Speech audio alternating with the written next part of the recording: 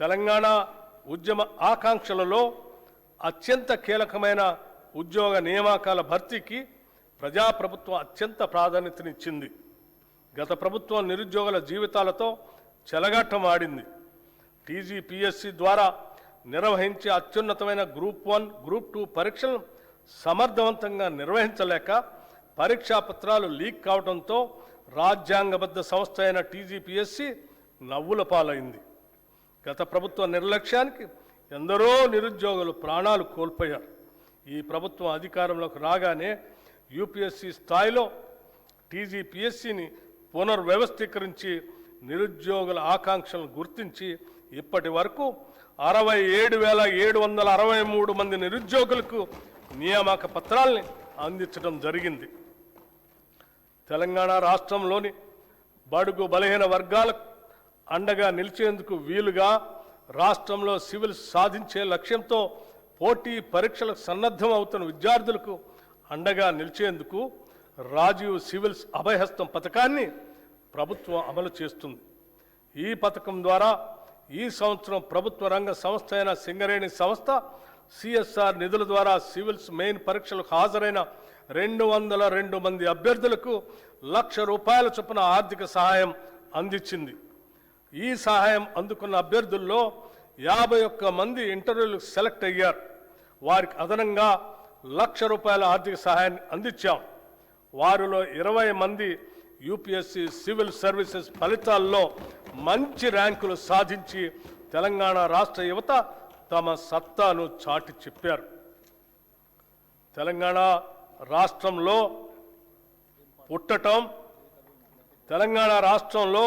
పుట్టటం ఇక్కడ జీవించటం ఒక వరం అనే విధంగా ప్రభుత్వం చర్యలు తీసుకుంటున్నది, సౌకర్యాలు కల్పిస్తున్నది. ఈ ప్రభుత్వం రాష్ట్రంలోని ప్రతి కుటుంబానికి భద్రత కల్పిస్తుంది. ఒక కుటుంబంలో ఆదాయం తెచ్చే వ్యక్తి దురదృష్టవశాత్తు అకస్మాత్తుగా దూరమైతే ఆ కుటుంబం పడే మానసిక వేదన ఒకటైతే వాళ్ళు ఎదుర్కొనే ఆర్థిక విపత్తు మరొకటి. ఒక్క సంఘటనతో ఆ కుటుంబం రోడ్డున పడుతుంది. ఆ భయం, ఆ అభద్రతా భావం ఏ ఒక్క తెలంగాణ బిడ్డకు ఉండకూడదన్నదే మా ప్రభుత్వ సంకల్పం. ప్రపంచంలోని ఏ అభివృద్ధి చెందిన దేశానికి సాధ్యం కాని రీతిలో కని విని ఎరుగని ఒక మహత్తర జీవిత బీమా పథకానికి ఈ బడ్జెట్లో శ్రీకారం చుడుతున్నాం. సామాజిక అంతరాలతో సంబంధం లేకుండా పేద మధ్యతరగతి ధనిక అనే తేడా చూడకుండా రాష్ట్రంలోని 1,15,00,000 కుటుంబాలకు ప్రతి కుటుంబానికి ₹5,00,000 జీవిత బీమా అందించే విధంగా జూన్ 2, 2026 నుండి ఇందిరమ్మ కుటుంబ జీవిత బీమా పథకంను నూతనంగా ప్రవేశపెడుతున్నాం.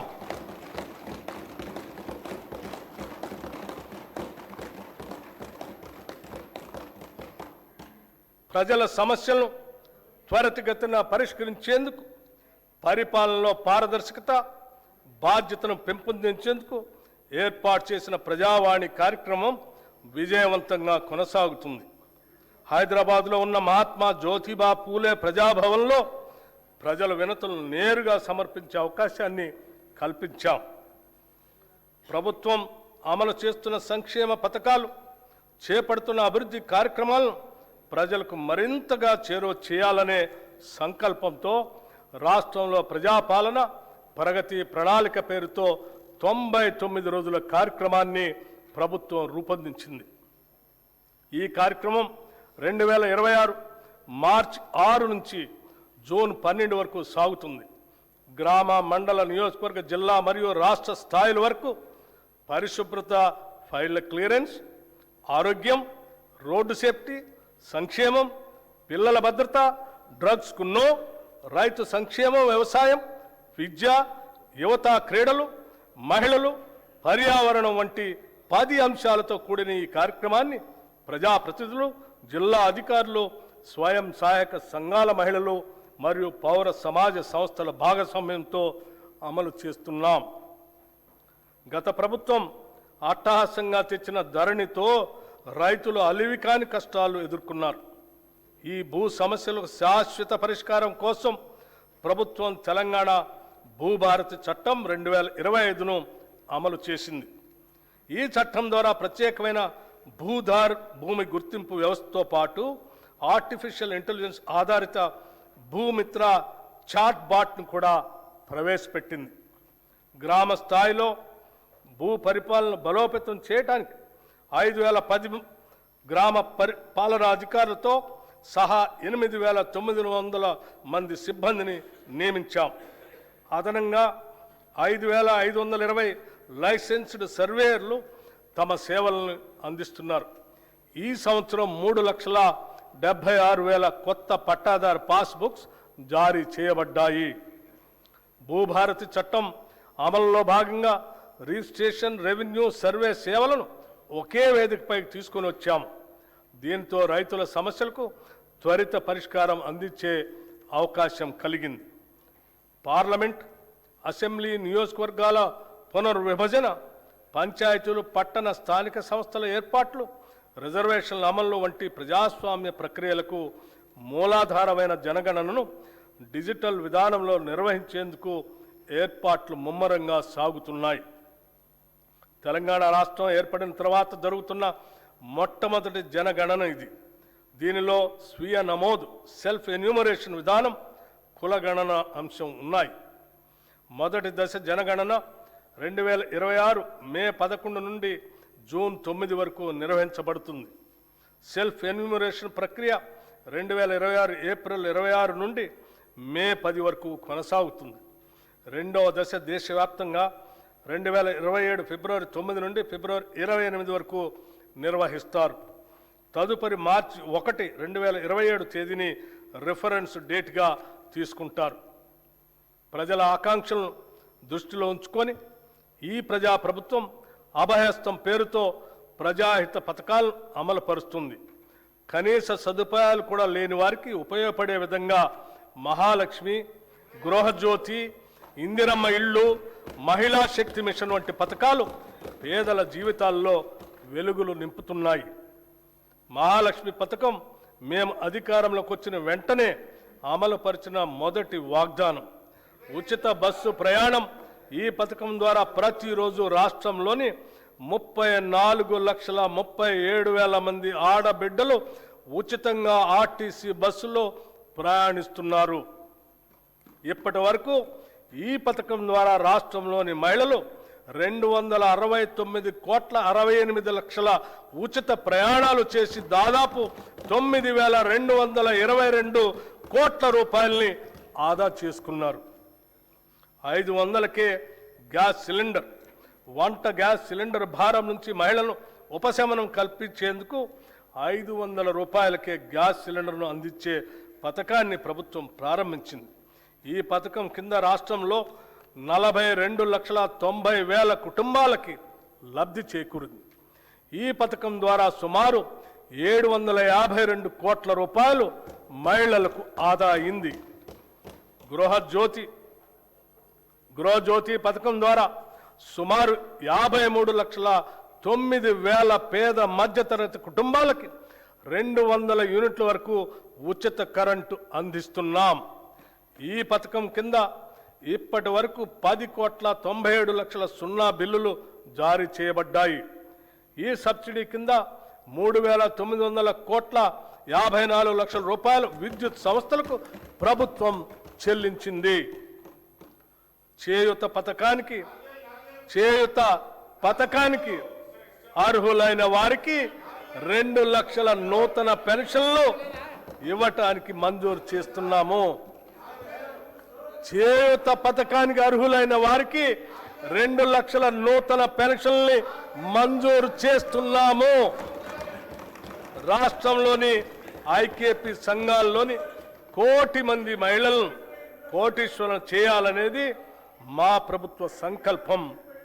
అందుకోసం 5 సంవత్సరాల్లో 1,00,000 కోట్ల రూపాయల మేరకు బ్యాంకు ద్వారా రుణాలను ఇప్పించే ప్రయత్నం చేస్తున్నాం. దీనిలో భాగంగా ఇప్పటికే 57,938 కోట్ల రూపాయల రుణం ఇప్పించడం జరిగింది. వడ్డీ లేని రుణాల పథకం కింద 2023 డిసెంబర్ నుండి ఈనాటి వరకు పట్టణ గ్రామీణ సెల్ఫ్ హెల్ప్ గ్రూప్స్కి 1329 కోట్ల వడ్డీ రాయితీని విడుదల చేయటం జరిగింది. రాష్ట్రంలో 67 లక్షల మహిళలతో ఐకేపీ బలమైన స్వయం సహాయక సంఘాల నెట్వర్క్గా ఏర్పడింది. మహిళా సంఘాలతో శిల్పారామంలో 106 స్టాళ్లతో ఇందిరా మహిళా శక్తి బజార్ ఏర్పాటు చేశాం. ఈ సముదాయం యొక్క ఉత్పత్తులు 7,68,00,000కి చేరాయి. సెల్ఫ్ హెల్ప్ గ్రూప్స్ ద్వారా 600 బస్సులను కొనుగోలు చేసి టీజీఎస్ఆర్టీసీకి అద్దెకి ఇవ్వటానికి ప్రభుత్వం నిర్ణయించి మొదటి దశలో 177,84,00,000 రూపాయలతో 494 బస్సుల్ని కొనుగోలు చేసింది. నారాయణపేట మరియు సంగారెడ్డిలో 2 పెట్రోల్ బంకులు ఏర్పాటు చేశాం. 28 పెట్రోల్ బంకుల ఏర్పాటు పురోగతిలో ఉన్నాయి. మహిళా సాధికారితను మరింత బలోపేతం చేయడానికి ఇప్పటికే ఉన్న 10 జిల్లాలకు అదనంగా 22 జిల్లాల్లో ఇందిరా మహిళా శక్తి భవనాలు ఏర్పాటు చేస్తున్నాము. మారుమూల ప్రాంతాల్లో ఉన్న షెడ్యూల్ తెగల వారికి 12,600 కోట్ల రూపాయల బడ్జెట్తో ఇందిరా సవర గిరి జల వికాసం పథకం ద్వారా 100% సబ్సిడీతో సోలార్ పంప్ సెట్లు అందించి వారి పురోగతికి ఇతోధికంగా తోడ్పడతాం. 6 లక్షల ఎకరాల పోడు భూముల్లో అటవీ ఉత్పత్తులకు సంబంధించిన తోటల పెంపకాన్ని ప్రోత్సహించి 2,10,000 గిరిజన రైతులకు ఈ సౌకర్యం అందిస్తాము. ఈ పథకాన్ని ఇప్పటికే అచ్చంపేటలో పైలట్ ప్రాజెక్టుగా ప్రారంభించాము. దీని విధి విధానాలు అధ్యయనం చేసి రాష్ట్ర వ్యాప్తంగా అమలు చేస్తాం. దేశానికి అన్నం పెడుతున్న రైతు సంక్షేమమే ప్రథమ ప్రాధాన్యతగా మేము భావిస్తున్నాం. రైతులకు ప్రభుత్వం ఇస్తున్న ప్రోత్సాహంతో వ్యవసాయ దిగుబడుల్లో తెలంగాణ రాష్ట్రం దేశంలోనే మొదటి స్థానంలో నిలిచింది. రైతులకు పెట్టుబడి సహాయం కోసం రైతు భరోసా పథకం ద్వారా ప్రతి సీజన్కు ఎకరాకి 6,000 చొప్పున 2 పంటలు కలిపి సంవత్సరానికి 12,000 రూపాయలు సహాయం అందిస్తున్నాం. రైతులకు మద్దతు ధరనివ్వటం కోసం వారికి ప్రోత్సాహకంగా సన్న వడ్లకు క్వింటాకు 500 రూపాయల చొప్పున అందజేస్తూ ప్రభుత్వం వారికి అండగా నిలుస్తుంది. దీని ద్వారా ప్రతి ఎకరానికి రైతుకు సగటున దాదాపు 25 క్వింటాళ్లు దిగుబడి వస్తుందని పరిగణిస్తే ఒక్క సీజన్కు ఎకరానికి రైతుకు సుమారు 12,500 రూపాయలు ఆదాయం వస్తుంది. దీనివలన రైతుకు సంవత్సరానికి 2 పంటలు కలిపి 25,000 రూపాయలు అధిక ఆదాయం ఎకరానికి లభిస్తుంది.